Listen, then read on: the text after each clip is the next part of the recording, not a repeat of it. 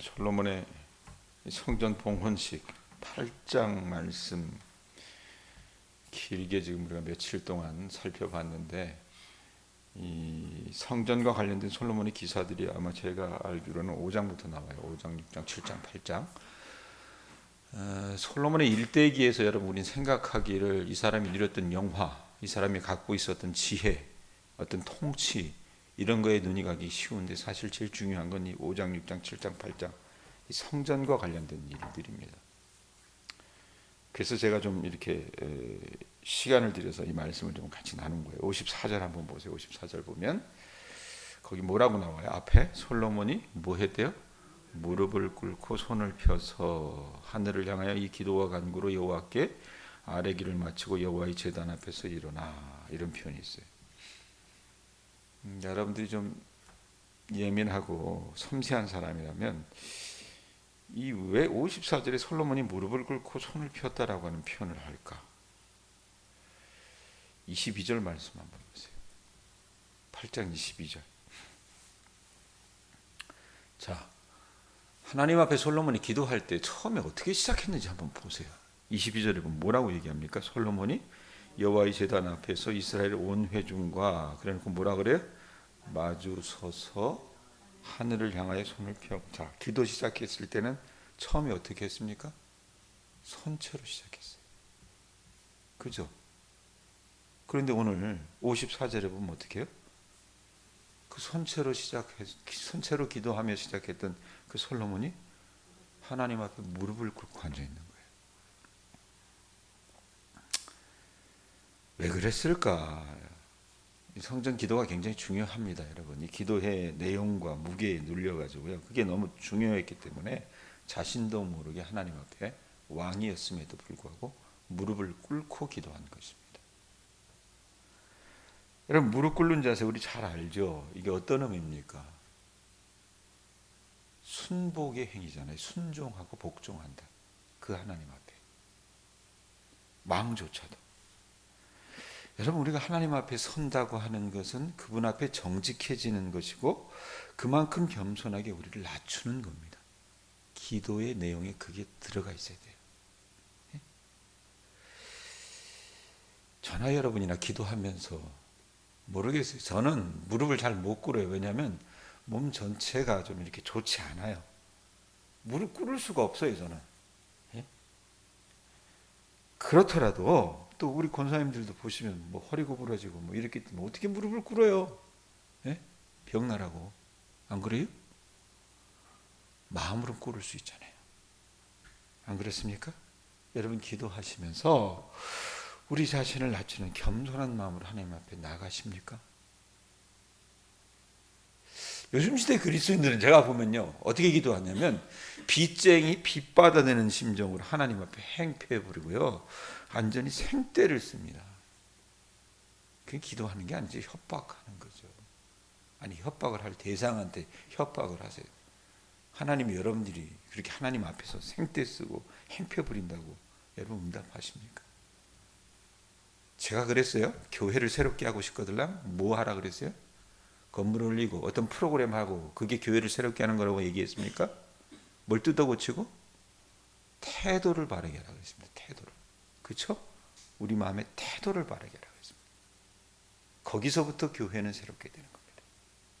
그 태도가 여러분 어디에서 시작됩니까? 하나님께 기도하는 자세부터 여러분 바로 하실 수 있기를 바랍니다. 솔로몬이 그랬어요. 왕이었음에도 불구하고. 우리가 늙어서 몸이 굽혀지지 않거들라 여러분, 마음의 무릎이라도 꿇고 기도하실 수 있기를 바랍니다. 예? 55절 보세요. 서서 큰 소리로 이스라엘의 온 회중을 위하여 축복하며 이르되. 난 우리나라 대통령이 이랬으면 손이었겠어요. 손이. 아니, 왕이 어떻게 합니까? 온 이스라엘의 회중을 위하여 축복하며 이르되.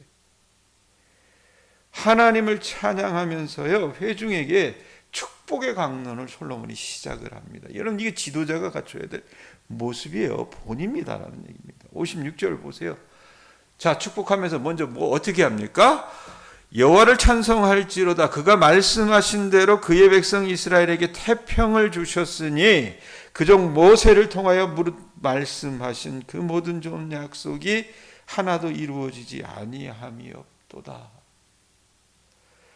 솔로몬의 나라가 이 안전이 보장되고 평화를 누릴 수 있었던 이유가 있습니다. 그게 뭡니까? 여러분 이 말씀 표현해 놓으시고 잠깐 신명기 넘어갑시다. 신명기 12장 10절 말씀 한번 좀 찾아보세요. 신명기 12장 10절.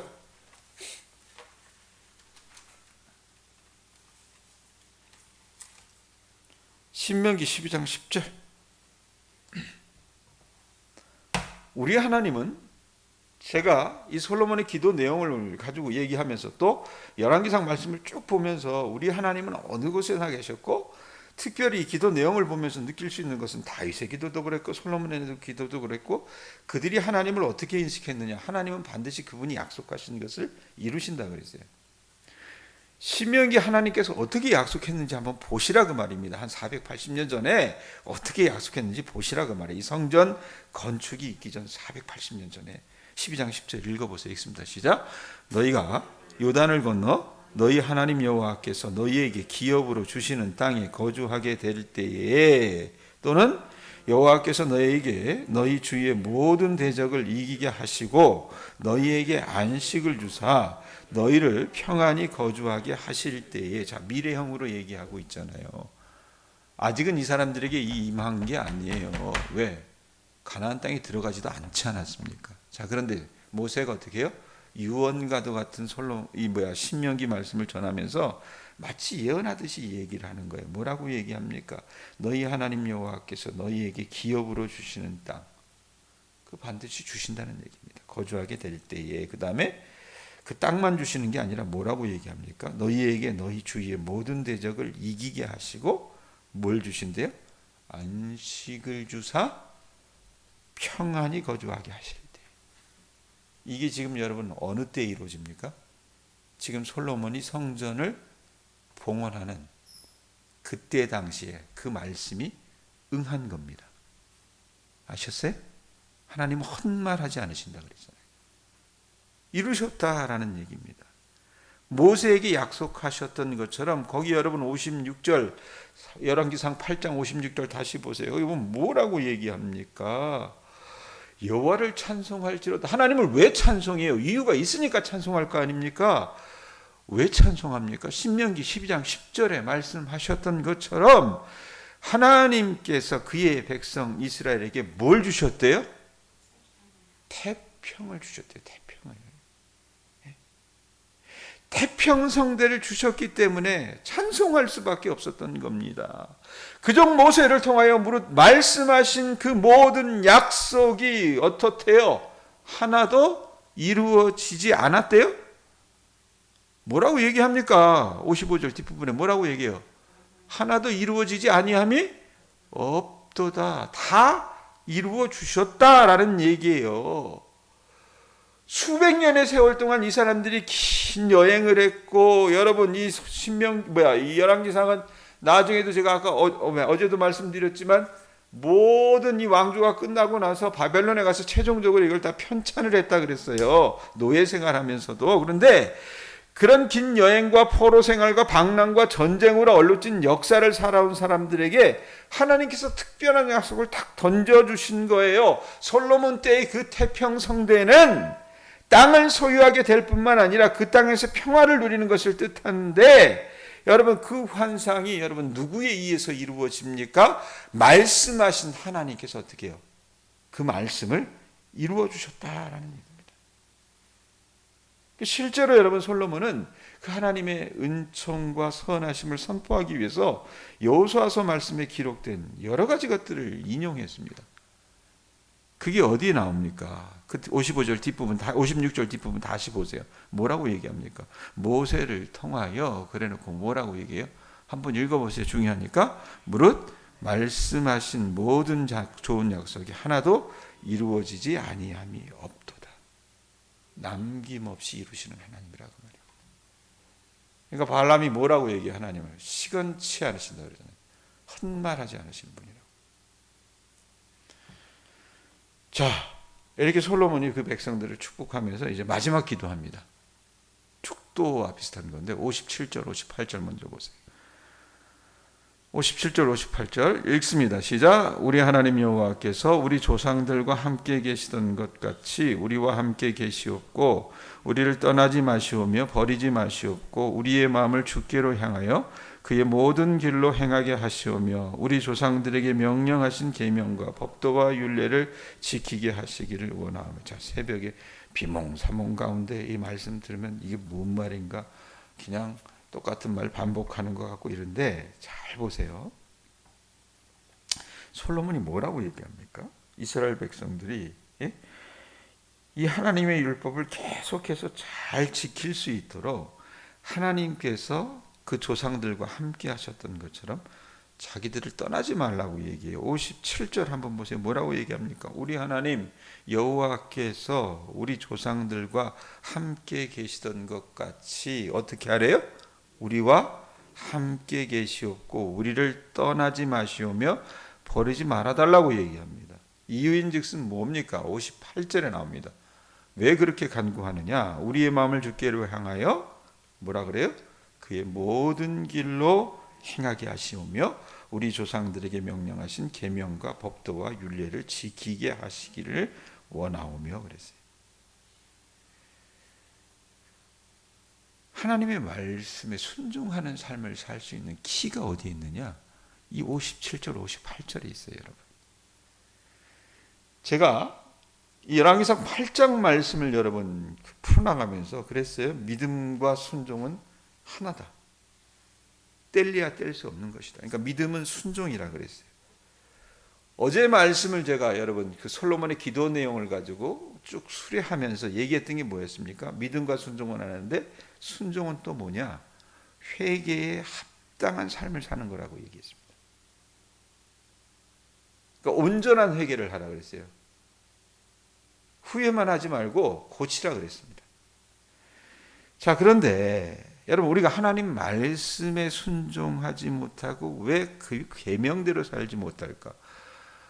우리 집사람이 어제 그런 얘기해요. 여보, 당신이 그런 얘기해도 순종하라고 얘기해도 내가 보기에 이 교인들은 귀뚱으로도 안 듣는데요. 귀뚱으로 안 듣는 사람도 있지만 제대로 듣는 사람도 있어요. 그래서 집사람하고 얘기했어요. 귀뚱으로 안 듣는 거 나도 알아. 그런데 그래도 얘기해야지. 왜? 그게 목사의 소임이기 때문에. 목사는 목자의 소임이 있고 예언자의 소임이 있다 그랬어요. 그건 제가 해야 될 거기 때문에 말씀을 드리는 거예요. 자, 그런데 왜 순종하지 못하고 왜 계명대로 살지 못할까?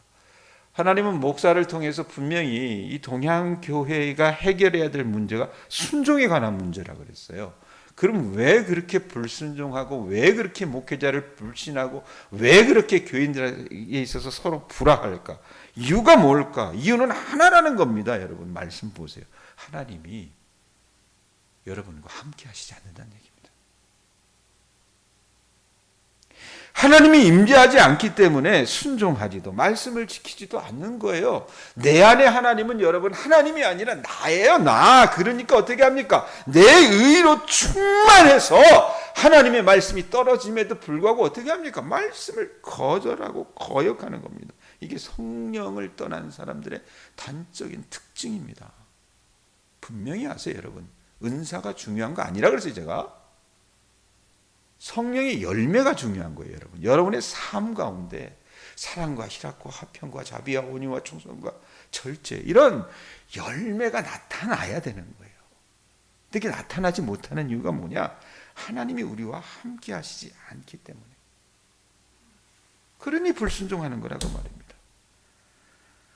그러므로 여러분들 안에 어떤 이 불순종하는 마음들이 팽배하거들랑 거역하는 마음이 여러분의 마음속에 조금이라도 스며들거들랑 오늘 솔로몬처럼 하나님 앞에 겸손하게 간구하셨으면 좋겠어요.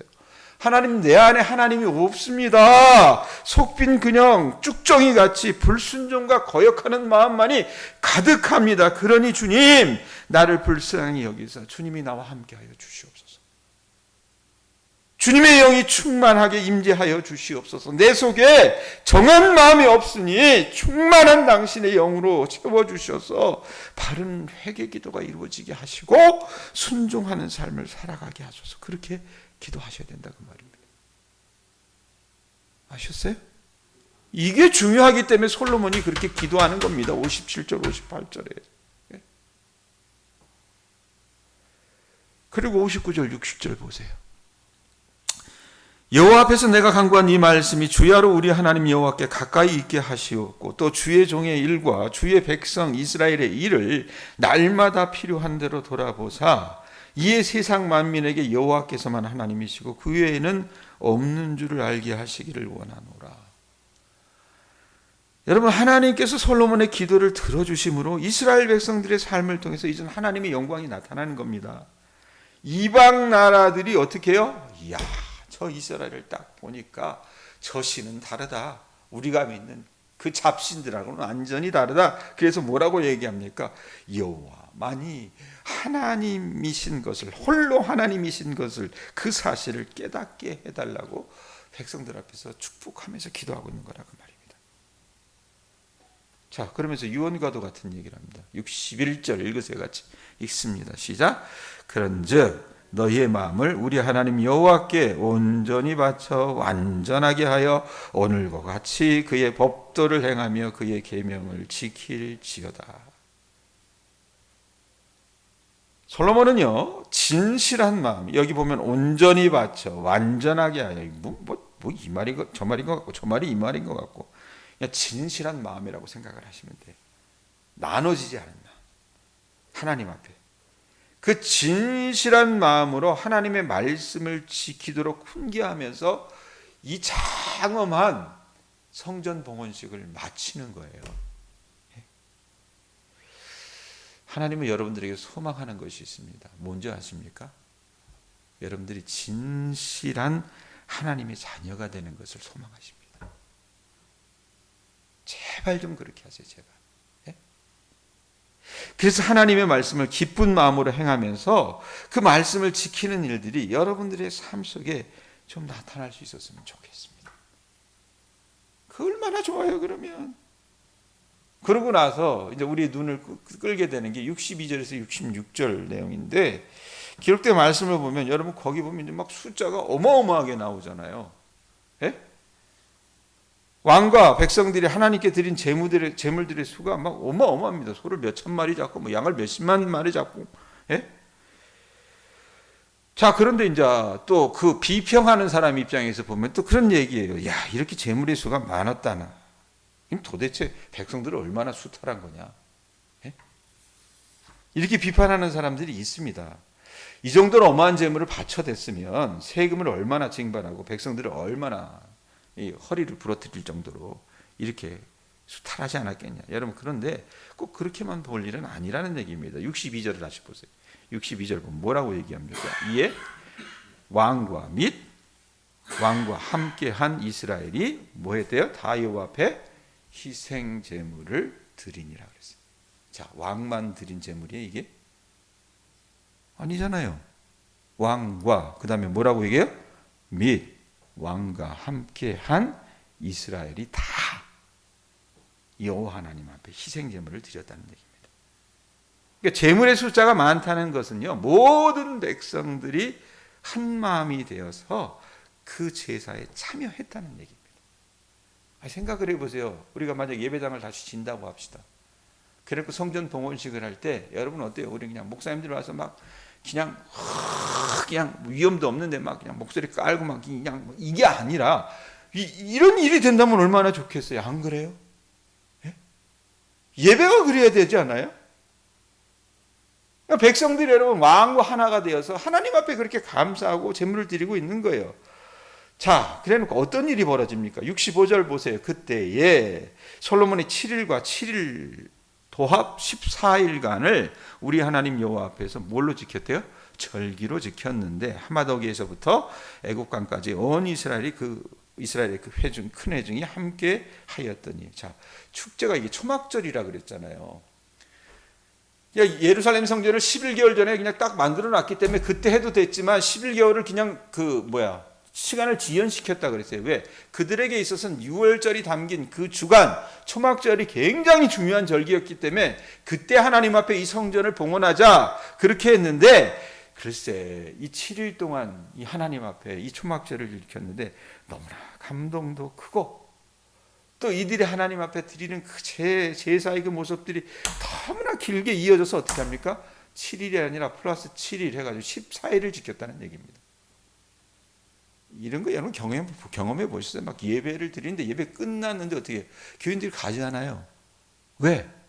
너무 그 말씀의 은혜가 깊어서 그냥 예배당 의자에 앉아 있고 싶은 거예요.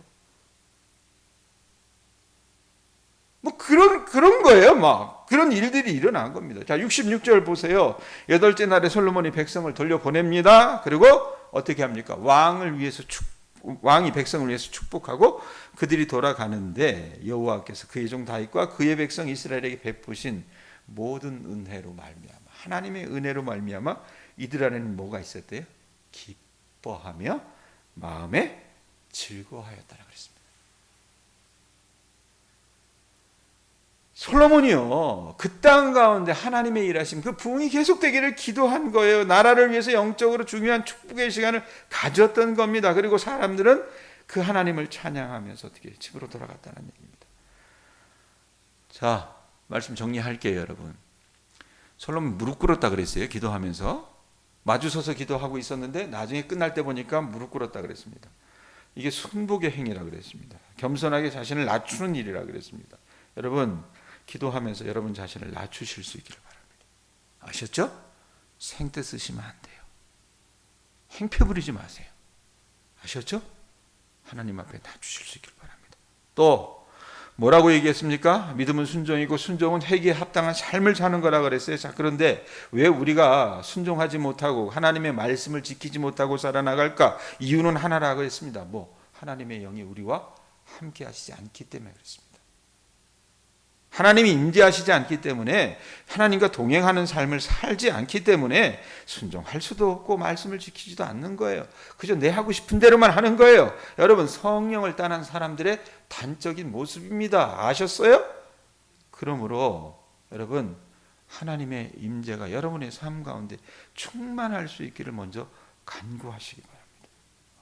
아셨죠? 그래서 거역하는 마음이 여러분의 마음속에 느껴지걸랑 솔로몬처럼 겸손하게 간구하세요. 하나님, 내 안에 당신이 없습니다. 그냥 속빈 그냥 강정같이 불순종과 거역의 마음이 가득한데 하나님, 나를 좀 불쌍히 여겨주세요. 여러분, 다윗이 범죄하면서 뭐라고 얘기했습니까? 하나님, 나를 멀리하지 마시고 주의 성신을 거두지 말라 그랬습니다. 구원의 기쁨을 회복시켜서 아버지 하나님의 말씀에 순종하는 자 되게 해달라고 그렇게 기도했다 그 말입니다. 여러분들도 그렇게 기도하셔야 됩니다. 아셨죠? 그래서 정말로 진실한 그 하나님의 자녀들이 되셔서 그렇게 주님 앞에 영광 돌리실 수 있기를 바랍니다. 여러분, 하나님의 백성들이 복 받는 비결이 뭔지 알아요? 여러분, 열심히 일하면 복을 받는 줄 압니까? 농사 접어서서 아시잖아요. 여러분들이 복 받는 비결이 뭡니까? 오늘 말씀해 보면 하나님께 영광을 돌릴 때에 그 백성이 복을 받았습니다. 그런 일들이 우리 교우들의 삶 속에 나타날 수 있기를 축원드립니다.